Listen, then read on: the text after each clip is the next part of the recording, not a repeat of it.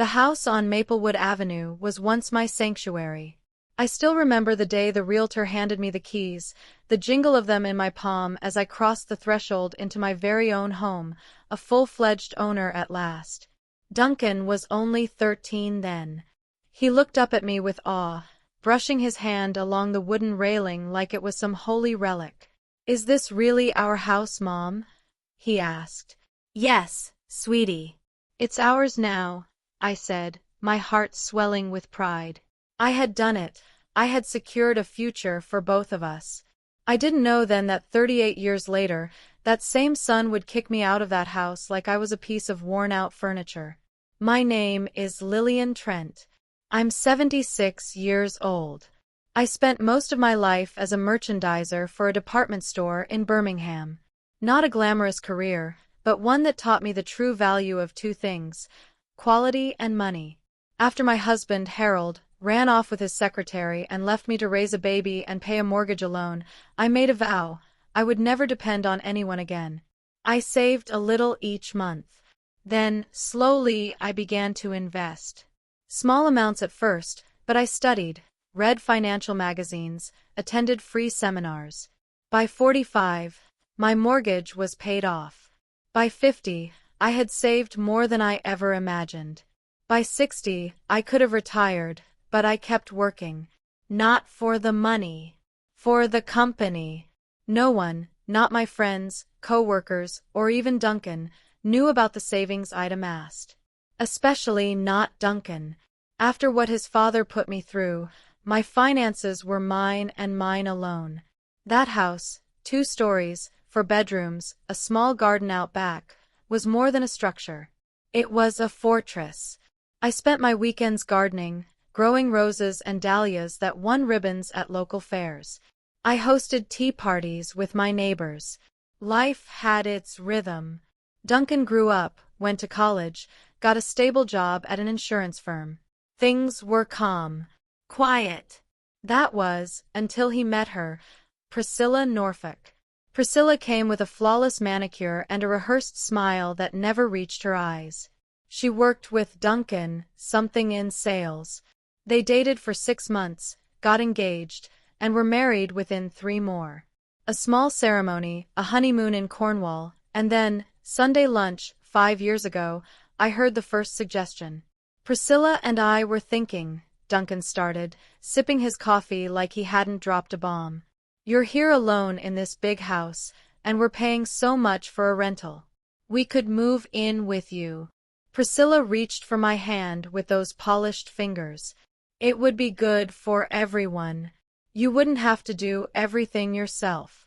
And we could save for our own place." I sensed the hook buried beneath the sweetness. But how could I say no to my son? I told myself it was temporary, just until they got on their feet. They moved in 2 weeks later. At first, things seemed fine. Duncan fixed squeaky doors. Priscilla sometimes made dinner. We watched TV together. It was almost pleasant. But then the changes began. Priscilla rearranged the living room. "More modern," she said. My framed photographs slowly vanished from the shelves, replaced by her precious porcelain figurines. My prize-winning dahlias were torn up. "They look like something out of a countryside graveyard," Duncan remarked without a hint of shame. Soon, I was moved downstairs into the tiny study. "It's just easier for you, Mom, with the stairs," Duncan claimed, all concern and condescension. I didn't argue, though my knees were just fine. But that was the beginning. The rules followed. No loud TV. No washing machine after 8 p.m. No unexpected guests. I was now a guest in my own home. Then, one afternoon, I caught Priscilla rifling through my dresser. "What are you doing?" I asked. She didn't flinch. "Just looking for old photos. Wanted to show my mom what Duncan looked like as a kid." The albums were in the living room closet, and she knew it. From that day, I started locking my bedroom door. Priscilla noticed. She told Duncan. "Mom, don't you trust us?" he asked, insulted. "I just like my privacy," I replied, knitting calmly, trying to hide the fire behind my eyes. And still, my world kept shrinking. My books were boxed up to make room for her modern literature. My china, gathered piece by piece over decades, was stowed away. My old Vauxhall in the driveway? It's ruining the look of the house, Mom. You hardly drive anyway. But it was my last bit of independence. I argued, he sighed. They stopped pretending it was still my home. When my 75th birthday arrived, they left for the weekend, to visit her parents. They left a card and a box of chocolates on the kitchen table. We'll celebrate when we get back. We never did. That night, I sat alone, staring at the card, wondering how it had come to this. My son, the little boy who once clung to my hand, who I stayed up late for when he had the flu, had become a man who looked through me like I was nothing. Eleanor, my only true friend, visited the next day. Why do you put up with this, Lil? This is your house. He's my son, I whispered. A son who treats you like furniture, she snapped. Her words lingered. Then came the final blow. It was spring, a bright day, and I was out in the garden. I heard their voices through the open kitchen window. How much longer do you think she'll last? Priscilla said with terrifying casualness. Duncan scolded her, but there was no real conviction. I'm just being practical. When she's gone, we can sell this place, move closer to the city. I froze, breath caught in my throat. My own son, planning my exit, not with grief, but with calculation. The days that followed were agony. I smiled, I made tea, I played the role. But inside me, something hardened. Priscilla began leaving nursing home brochures around the house. Sunset Gardens, she said at dinner. My aunt loves it. 24-hour care, a great community. How old is she? I asked, sipping my tea. 83. Interesting. I'm 76, and in perfect health. I said it plainly, my gaze fixed. Duncan coughed. No one's saying you need to go now, Mom. We're just thinking of the future. My future? Or yours? I asked. Silence. Priscilla's smile thinned. Duncan finally looked up, annoyed. We're worried about you. This house is too big for you alone. But I'm not alone, I said. You've lived here for 5 years. Yes, but we can't take care of you forever. Take care of me? What had they taken care of? They'd erased me, room by room, day by day. I take care of myself, I said, voice steel cold.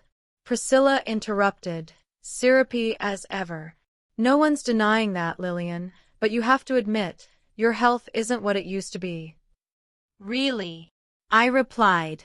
My last checkup said otherwise. She didn't flinch. The roof needs repair. The garden is neglected. The heating bills are climbing. And whose fault is that? I snapped. Who tore up my garden? Who insisted on the new heating system? Priscilla went pale. That was the moment I knew. This wasn't a home anymore. It was a cage. And I was the bird they were hoping would vanish quietly. But I had other plans. The house is more modern and comfortable for ourselves, Priscilla had said. Not for me, I added quietly. Duncan stood up so fast his chair clattered back against the hardwood floor. Stop it, Mother. This is unbearable. We're trying to help, and you're acting like some whimsical child. His words landed harder than any slap. My son, my flesh and blood, the boy I had raised alone, sacrificed everything for, was now standing in front of me, yelling like a stranger, defending a woman who had never wanted me in this house to begin with. I'm tired of you picking on Priscilla, he continued, voice shaking with anger. She does her best to make you feel welcome, and all you do is criticize and complain. I said nothing. I rose silently from the table and went to my room, where I lay awake for most of the night, staring at the ceiling. My thoughts churned. Memories of lullabies and scraped knees, of school lunches packed in a rush, of college fees paid from savings I kept secret. Where had I gone wrong? When had my caring, sensitive boy turned into this cold, indifferent man? The next morning, the house was quiet. I came down to the kitchen to find only Priscilla, fussing with the coffee machine, her eyes sharp and expectant behind a mask of domestic busyness. "Where's Duncan?" I asked as I poured myself a cup of tea. "He went in early today," she replied, avoiding eye contact. Then, with calculated poise, she added, "Lillian, we need to talk." I sat, bracing myself. Her voice softened, condescending. "I know it's hard for you to accept the idea of moving, but it really is the best decision for everyone." "For everyone," I repeated. "Or for you and Duncan?" Her polished facade cracked for just a second, her eyes flashing with irritation before she regained her smile. "Let's be honest, Lillian. You're 76. You can't live alone. And Duncan and we want to start a life of our own. Without," she hesitated, choosing her words, "responsibilities." "Burdens, you mean," I replied, sipping my tea, masking the sting of her words with composure. "I didn't say that," she said quickly, though her eyes betrayed her. "I think we should be completely honest now," I said, setting my cup down. "You've never made it a secret that you dislike me. But this house? I bought it. I paid the mortgage. I've maintained it all these years." "And now you can't maintain it," she snapped. "Your pension barely covers the utilities. Duncan told me about your financial difficulties." I nearly laughed. Duncan knew nothing of my financial situation. He had always assumed I scraped by on a modest pension from the department store. "My finances," I said calmly, "are none of your business. And I'm perfectly capable of maintaining this house." "But you're not," she shot back.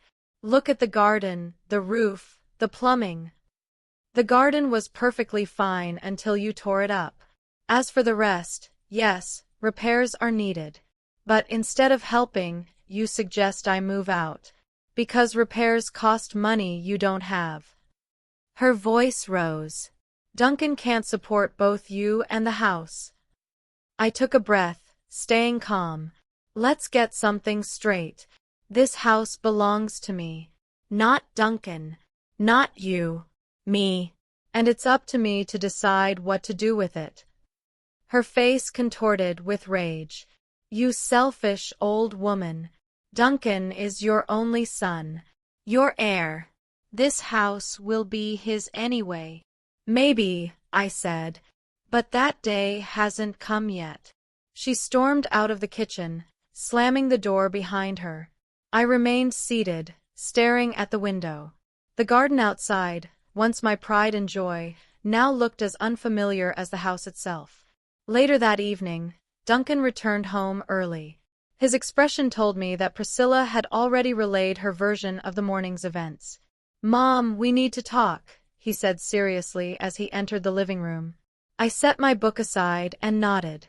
"Of course, darling." He sat across from me, hands clasped, Priscilla wedged beside him like a hawk in pearls. Her hand found his shoulder. "I've been thinking," Duncan began. "We need to make a change. You can't live alone in a house this big." "But I'm not alone," I reminded him. "You live here." "That's temporary.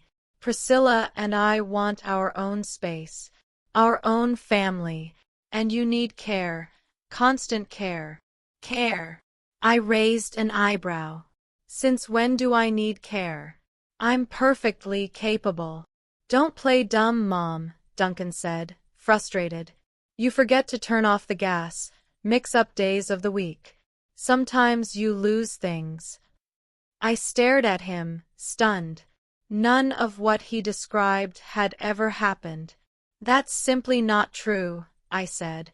"I've never forgotten the gas, and my memory is excellent." "You see," Priscilla cut in. She doesn't even realize. Classic early dementia. I turned toward her, anger flaring. I know you're eager to get rid of me, but inventing symptoms is a new low, even for you. Mom! Duncan shouted, springing to his feet. How can you say that? Priscilla takes care of you. I stood too, meeting his gaze. Name one thing she's done for me. Not for the house. Not for her convenience. For me. He opened his mouth and closed it again. Priscilla jumped in. I cook. I clean. I do your laundry. You cook what you two like, ignore my dietary needs, box up my belongings without asking, and have ruined 2 of my favorite sweaters. Her face flushed. Stop it! Duncan shouted. We can't live like this. We need our own home. I never stopped you, I said coldly. You moved in temporarily to save. 5 years ago. What happened to that plan? Real estate's expensive, Duncan mumbled. This house suits you, Priscilla added. Perfect neighborhood. Fully paid off. Yes, I said. It suits you. Because you want my house. Without me in it. There was silence. Duncan dropped his eyes. Priscilla's fists clenched. Mom, he finally said, still not looking at me. I'm your heir.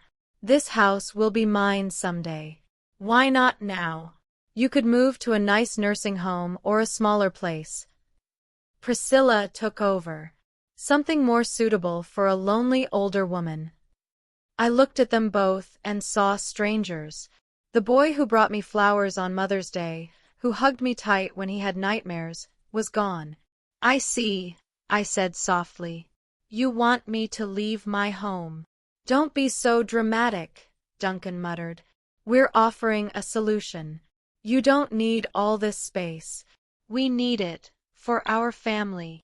What family? I asked. A family includes grandparents, parents, or do I no longer count? He couldn't meet my gaze. Okay, I said, a strange calm overtaking me. I'll leave. You will. Priscilla's eyes lit up. Yes, on one condition, the house stays mine.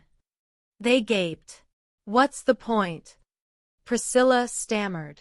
We can't invest in a house that's not ours. Then don't. Live here as you are, or move out. That's not fair. Duncan protested. We've been taking care of you. I laughed. Taking care of me? When was the last time you asked how I was? Or about my life? You erased me. Duncan turned pale but recovered quickly. Then we have no choice. Either you sign it over, or what? I asked. Throw me out. Not out, Priscilla interjected. To a nursing home. I looked at my son. Is that your final word? His eyes, full of shame and resolve, met mine. Yes, it's best for everyone. All right, I nodded. Give me a week to pack. But where will you go? Duncan asked, suddenly uncertain. That's no longer your concern. I'm not rewriting the deed. The house stays mine. Live here, but don't forget to pay the bills. They stood in stunned silence as I walked away. That week, I packed carefully. Photos, books, memories. I met with my lawyer, updated my will, spoke with my financial advisor, and found an elegant apartment in downtown Birmingham. When moving day came, Duncan stood frozen at the doorway. Are you really leaving? He asked as the cab pulled up. Absolutely. I put on my coat. I've left the keys in the hall. But where? He stammered. To my new place. A nursing home? Priscilla gasped. I smiled sweetly. No, darling. River Plaza. Duncan's eyes widened. But that's the most expensive building in the city. How can you afford that? I shrugged. Very easily. I'm not as poor as you thought.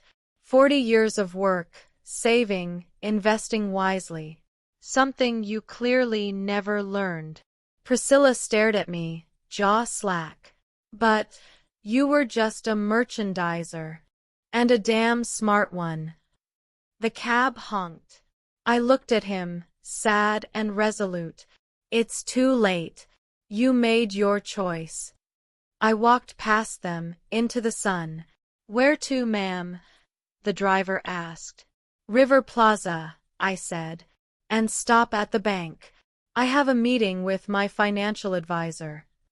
The apartment exceeded my expectations. Panoramic views, a spa-like bathroom, and a quiet that felt like peace. No sighs when I left dishes out, no one rearranging my world. My home. My rules. My life. A few days later, Eleanor visited. She stood in the living room, stunned. Lil, this is amazing. I smiled. I know. And it's all mine. I smiled, closing my hand firmly around the keys. For the first time in decades, the weight in my chest felt light, as if years had been peeled off like old wallpaper. I walked around the car slowly, savoring every polished curve, every elegant line. It wasn't just a vehicle. It was a statement, a symbol of a life reclaimed. I slid into the red leather interior, custom-stitched, bold, unapologetic. The engine purred like a satisfied cat when I turned the key, a smooth, confident hum that vibrated through the steering wheel and into my bones. This was no midlife crisis purchase. This was the reward for a lifetime of endurance, of swallowing disappointment, of bearing the silence of being overlooked. As I drove out of the dealership, heads turned. Let them stare. Let them wonder who that silver-haired woman was behind the wheel of a cherry-red Porsche. I was not someone's burden.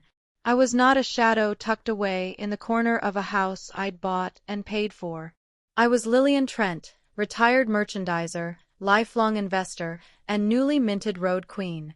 I took the long way home, or rather, to my new apartment at River Plaza. The windows were down, wind tousling my hair like a child on a merry-go-round. At a stoplight, a young man in the car beside me gave an impressed nod. I winked. He laughed. I didn't need validation, but it felt good anyway. Back at River Plaza, the doorman rushed to help me park, eyes wide as I handed over the keys. New ride, Mrs. Trent? He asked, almost in awe. Just a little something for myself, I replied, smoothing my blouse and stepping into the cool marble lobby. The following days were filled with the kind of freedom I hadn't tasted in decades. Eleanor and I planned our Mediterranean cruise, laughing like teenagers over travel brochures and room upgrades. I joined a local book club. I even registered for a wine-tasting class downtown. Life bloomed again, not as a revival of the past, but as a brand new chapter. My days were mine. My choices were mine. One evening, a letter arrived in my mailbox. Duncan's handwriting. I hesitated before opening it, standing on the balcony as the city lights blinked below. The letter was short, apologetic, awkward. Dear Mom, it read, I think I understand now. About dignity. About independence. I don't expect forgiveness, but I do hope for understanding. I miss you. I didn't cry. I didn't crumble. I folded the letter, tucked it into my bedside drawer, and poured myself a glass of wine. Maybe someday I'd respond. Or maybe I wouldn't. The story of my life was no longer written by guilt or obligation. That Sunday, Eleanor and I set off in the Porsche for a drive through the countryside. We took turns behind the wheel, windows down, singing along to the radio. Somewhere between the rolling hills and the wide blue sky, I felt the purest kind of joy, unscripted, earned, defiant. I had been the background for too long. Now I was the headline. I've done something for myself? Because I chose joy over duty, desire over decorum? I'm not being impractical, Priscilla. I'm finally being honest with myself. I stood up, slowly, setting my cup down with care. You're both not here out of love, I continued, voice calm but icy. You're here because I didn't crumble. Because I didn't beg. Because I turned the narrative you wrote for me inside out. Duncan's face contorted, caught between shame and desperation. That's not true, he mumbled, his voice barely above a whisper. We just didn't know how independent you really were. No, I said, pacing slowly to the window, my back to them now, arms crossed. You didn't care to know. It was easier to write me off as a burden, to label me fragile and inconvenient. That way, you didn't have to wrestle with your own guilt. Or your greed. Behind me, I could hear Priscilla shifting uncomfortably in her seat. Look, maybe we didn't handle things well, she said with a forced sweetness. But can we really move forward if we just keep blaming each other? No one's blaming you, I turned, my eyes locked on hers. I'm just not forgetting. I walked back to my seat and leaned forward. You want reconciliation? You want to play family again? Then start by acknowledging the truth. Start by saying, we wanted the house. We thought you were weak. We were wrong. Silence. Duncan swallowed hard. We wanted the house.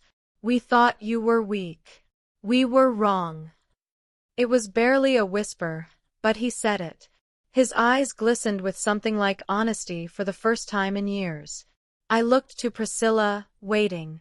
She stared at me for a long beat before rolling her eyes and muttering, We were wrong. I nodded. Now that that's out of the way, let me be very clear. I'm not moving back. I have no desire to return to a home where I was made to feel like a trespasser. This is my home now. My rules. My freedom. But what about us? Duncan asked. What about our relationship? You're still my mother. And I always will be, I said softly. But being your mother doesn't mean sacrificing my dignity to make you feel comfortable. It doesn't mean playing the part you wrote for me just so your life stays easier. He looked wounded, truly wounded. So what now? Now, I said, standing again, we rebuild if you want to. But on my terms. You don't get to come and go when it suits you, Duncan. If you want me in your life, then you'll have to meet me where I am. As I am. Priscilla opened her mouth, but I held up a hand. And you, Priscilla, you'll have to learn that kindness isn't a transaction. I don't owe you anything. Not even this conversation. She scowled. You're being dramatic. No, I replied coolly. I'm being precise. They left soon after. Duncan gave me a long hug at the door, whispered, I'm sorry, again, and promised to call. Priscilla gave me a curt nod, her eyes scanning my apartment one last time as if trying to figure out what she'd missed. I closed the door behind them and leaned against it for a moment, letting the silence of the room wrap around me like a warm shawl. I wasn't angry anymore. I wasn't even sad. I was free. The next morning, Eleanor and I set out for Bala Lake. The Porsche gleamed in the sun, drawing admiring glances from pedestrians as we zipped through the countryside, music playing loud and windows down. Eleanor wore a wide-brimmed hat, laughing freely as the wind tugged at her scarf. You did the right thing, Lily, she said, glancing at me from the passenger seat. You finally chose yourself. I smiled, gripping the wheel tighter as we curved along the winding roads, trees blurring into green and gold around us.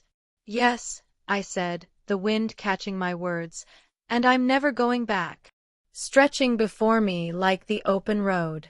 For the first time in what felt like decades, I wasn't boxed in by anyone else's expectations, not by Duncan's cautious warnings, not by Priscilla's disdainful glances, not even by the script I had written for myself out of habit. I was rewriting it now, one page at a time. That Wednesday, I joined Harrison's book club. The little cafe near his shop was charming, warm wood tones, shelves of old books lining the walls, and the rich scent of coffee and cinnamon rolls drifting in the air. The group welcomed me with curious but kind eyes. There was Judith, a retired literature professor with a sharp wit, Colin, a soft-spoken widower who still wore his late wife's wedding band, and Miriam, a vibrant woman in her 60s with a laugh that shook the table. We talked about the remains of the day, and I found myself unexpectedly emotional discussing Stephen's regret, his quiet dignity, the years he had given up without questioning why. "It's never too late," I said softly, surprising even myself. "Not if you still have breath in your body and a dream you haven't given up on." Harrison smiled at me then, not the polite, professional smile he'd offered before, but something warmer. "Well said, Lillian." That night, I walked back to my apartment under the stars, thinking of all the ways I had let others steer my life. I had been practical, responsible, accommodating, and invisible. But not anymore. I was visible now. Not just to others, but to myself. I started making small changes each day. I took Eleanor out on that long-promised Mediterranean cruise. We drank wine in Santorini, danced with locals in Naples, and laughed until our stomachs ached under the moonlight in Barcelona. We were like schoolgirls again, giddy with the thrill of freedom and the taste of salt air.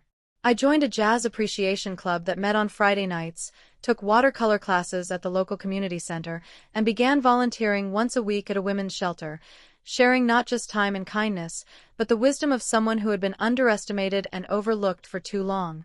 And the Porsche? Oh, I drove it proudly. People stared, sometimes with admiration, sometimes with confusion. But I didn't care. I would roll the windows down, let the wind whip through my silver hair, and feel the roar of the engine echo in my chest like a second heartbeat. It wasn't about the car, it was about what it represented. Control, choice, and joy. Every now and then, Duncan called. Sometimes we spoke, other times I let it ring. Our relationship became more like distant relatives than mother and son, cordial, cautious. He never asked for money again. I think he finally understood that I wasn't going to be guilt back into submission. As for Priscilla, she never called. Not once. That suited me just fine. One evening, months later, I sat in my living room, soft jazz playing, the river sparkling outside the window, my favorite book in hand, and I realized something. I was no longer waiting for life to begin. It had begun. At 76. I thought back to that day in the showroom, handing Trevor that check with steady hands and a bold voice. It wasn't just the moment I bought a car. It was the moment I reclaimed myself. A declaration. A defiance. A rebirth. I raised my glass of red wine in a quiet toast to the room. To the second act, I whispered with a smile. And may it be the best one yet. The things I'd long postponed while living under the same roof as Duncan and Priscilla now blossomed like unopened flowers after a long, cold season. In the week that followed, I finally attended the local book club and found myself immersed in a warm, eclectic group of kindred spirits. Alongside Harrison, who'd introduced me, there was Beatrice, a sharp-tongued, erudite former literature teacher with a fondness for Emily Dickinson, Marcus, a retired history professor whose laugh boomed louder than his voice, Dorothy, a quiet widow with a gentle soul who wrote charming children's books, and Frederick, a dignified former doctor with a taste for detective novels. We were all of a similar age, each carrying the weight and the wisdom of our own lived lives. "What sort of books do you enjoy, Lillian?" Beatrice asked once the polite introductions had softened. "I'm fond of the classics," I replied. "Austen, Dickens, the Bronte sisters. But lately I've started exploring modern authors too." "Oh, then you must read The Remains of the Day," Marcus chimed in. "Kazuo Ishiguro. It's magnificent." That night marked the beginning of something profound, a rebirth of the mind and soul. These people saw me not as someone's mother, not as a fragile senior, but as an equal. My thoughts mattered, my voice was heard. Conversations were lively, laughter plentiful, and gradually, our interactions spilled beyond book club meetings. We visited local exhibitions, attended jazz nights at an intimate club tucked away on the outskirts of Birmingham, and enjoyed weekend picnics when the skies were clear. One evening, I hosted them all for dinner. It had been years since I'd cooked for company. In the old house, the kitchen had been Priscilla's domain. But now, I relished the joy of dusting off beloved recipes, selecting wines with care, and arranging fresh flowers on the table. "What a delightful place you've made this!" Dorothy exclaimed as she stepped into my living room, eyes bright. "And the view, just marvelous!" "Who's the handsome fellow down there?" Frederick joked, gesturing toward the parking lot where my gleaming red Porsche waited like a loyal steed. "That's mine," I said, unable to resist the smile tugging at my lips. "Yours." Beatrice's jaw dropped. She leaned toward the window. "Lillian, you are full of surprises." Over dinner, I shared the tale of my bold purchase and Duncan and Priscilla's reaction to it. The room erupted with laughter. "To Lillian and her red Porsche," Marcus declared, raising his glass. "To freedom of choice at any age," Harrison added, and the toast was met with a resounding cheer. That evening was one of the happiest I could remember. Surrounded by laughter and companionship, I didn't feel old or overlooked. I felt alive. I wasn't Duncan's mother, or the subdued Mrs. Trent from Maplewood Avenue. I was simply Lillian, a woman with a vibrant mind, her own desires, and the right to claim joy. Every day, I reclaimed more of myself. I dusted off my old watercolor set and began to paint again, tentatively at first, uncertain whether the muscle memory would return. But it did. I found myself painting on the embankment near home, seated on a quiet bench with the river unfurling before me, capturing its moods with each brushstroke. Sometimes passers-by paused to watch, their words of encouragement bolstering my confidence. Beatrice, upon hearing of my revived hobby, urged me to join a watercolor class at the community center. "It's just us enthusiasts. No snobbery, no pressure. Come for the fun of it." I agreed and soon found myself attending twice-weekly sessions, experimenting with new techniques under the gentle guidance of Zoe, a young artist with a patient soul and a sharp eye. "You have a wonderful sense of composition, Lillian," she told me one afternoon, studying my sketch of moored boats on the river. "Have you ever considered exhibiting your work?" "Exhibit? At my age?" I laughed. "What's age got to do with anything?" Zoe countered. "My gran started painting at 78. By 90, she was selling her pieces for hundreds." Her words stuck with me. How many things had I denied myself simply because I believed I was too old to begin again? How many passions had I shelved, waiting for the mythical right time? That time was now. I bought bright, playful clothes, reds, teals, vibrant purples. I updated my hairstyle, shorter and bolder. I even signed up for dance lessons tailored for seniors, where I discovered an unexpected joy in learning Latin American steps alongside Eleanor, who cheered me on from the sidelines before joining herself. "Lil, you look 20 years younger," she exclaimed one day, spotting my new shoes, small heels, a cheerful blue. "Just looking at you makes me feel energized." "It's never too late to start living for yourself," I said. And somehow, that phrase became my private anthem. One evening, flipping through a travel magazine, I stumbled upon a feature about the scenic coastlines of Cornwall. The images, emerald cliffs, turquoise waves, winding roads that kissed the sea, captivated me. And then, almost mischievously, the idea struck. Why not take a road trip there in my Porsche? Me, a 76-year-old woman, alone, in a red sports car, traveling the dramatic coastlines of Cornwall. What would people think? And then I laughed aloud. For the first time in my life, I truly didn't care. The next morning, during my usual walk in the park with Harrison, I shared the idea. "Cornwall in a Porsche?" He beamed. "That sounds absolutely brilliant. When do we leave?" "Not we, me and Eleanor," I grinned. "But I'll send you a postcard." Planning the trip was as thrilling as the thought of it. Eleanor was initially hesitant. Alone on a trip like this, Lil? What if something goes wrong? I took her hand. Ellie, remember when we were young? We swore we'd travel the world together. But then life happened. We kept pushing dreams off to someday. Well, this is someday. She hesitated, then smiled. Take me with you. Really? There are 2 seats in that car, aren't there? We'll take turns driving. More fun. And safer too. We spent the next few weeks in a flurry of preparation. Lists, bookings, health checks. My doctor, Dr. Parker, smiled broadly after reviewing my results. Mrs. Trent, you're in great shape. Enjoy your trip, and send me a postcard too. Then came an unexpected call.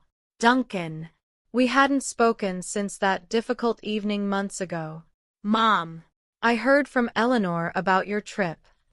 Yes, I confirmed. We're going to Cornwall for 10 days. Scenic drives. Local seafood. Long walks. You're driving. In my Porsche. Naturally. He was quiet, then said, You've changed. For the better. Thank you, Duncan, I said gently. I hope you're doing well. We're managing, he said vaguely. I was wondering if we could have dinner.